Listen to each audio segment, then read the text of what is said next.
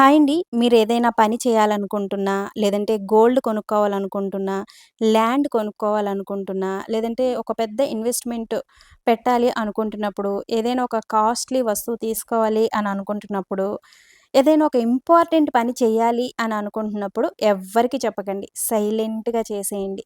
ఎందుకంటే, మనం అయిన వాళ్ళే కదా! మన వాళ్ళే కదా! అని నేను ఈ గోల్డ్ తీసుకోవాలి అనుకుంటున్నాను. నేను ఈ ల్యాండ్ తీసుకోవాలనుకుంటున్నాను అని మీరు ముందే చెప్పారనుకోండి, అందరూ మన మంచి కోరుకునే వాళ్ళే ఉండరండి. మనల్ని చూసి కుళ్ళుకునేవాళ్ళు, అసూయ పడేవాళ్ళు కూడా ఉంటారండి. ఆ నెగెటివ్ ఎనర్జీ మన మీద పడితే మనం అనుకున్న పని జరగదు.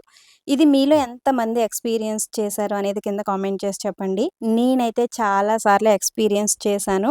సో, మనం ఏదైనా ఒక ఇంపార్టెంట్ పని చేయాలి అనుకుంటున్నప్పుడు ఎవ్వరికీ చెప్పకుండా సైలెంట్‌గా చేసి, ఆ పని చేసేసిన తర్వాత అది సక్సెస్ అయిన తర్వాత మాత్రమే నలుగురితో పంచుకోండి గానీ, ముందే అందరికీ చెప్పుకోవద్దు.